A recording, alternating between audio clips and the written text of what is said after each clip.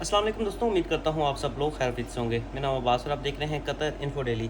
Qatar की ministry of environment and climate change की तरफ से ये जो स्क्रीन पर आप पिक्चर देख रहे हैं, एक बर्ड की, एक परिंदे की, जिसका नाम मीना कहा जाता है। अमूमी तौर पे हम इसे मीना परिंदा कहते हैं। इस परिंदे को अगर किसी हजूम में देखें, किसी बड़ी मिकदार में, आप बड़ी तादाद में किसी जगह पर देखें, तो अथॉरिटीज़ चाहती हैं कि आप उसे रिपोर्ट करें। अथॉरिटीज़ ये भी चाहती हैं कि जो जाल और जो शिकंजे अथॉरिटीज़ की तरफ से लगाए गए हैं उनको ना छेड़ा जाए, सिर्फ अथॉरिटीज़ ही छेड़ें, क्योंकि अथॉरिटीज़ इन परिंदों को पकड़ना चाहती है और इनकी तादाद कतर में कम करना चाहती है। अब इसकी ख़ास वजह ये है कि ये परिंदे दूसरे परिंदों के घोंसलों पर कब्ज़ा करते हैं, उनके अंडों को बाहर फेंकते हैं और इसकी वजह से जो दूसरे परिंदे हैं वो नकल मकानी करने पर मजबूर हो जाते हैं।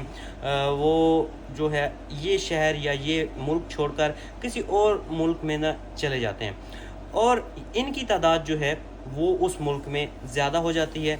तो इसको कंट्रोल करने के लिए अथॉरिटीज़, मिनिस्ट्री ऑफ एनवायरनमेंट और क्लाइमेट चेंज की तरफ से ये इकदाम उठाया गया है कि आप इसको अगर बड़ी तादाद में कहीं देखें तो आप उसे रिपोर्ट करें। आप इसका हजूम कहीं देखें बैठा हुआ, दाना शुकता हुआ, तो आप उसको रिपोर्ट लाजमी करें। और जो शिकंजे और जो नेट्स वगैरह या जाल लगाए गए हैं उनको ना छेड़ा जाए।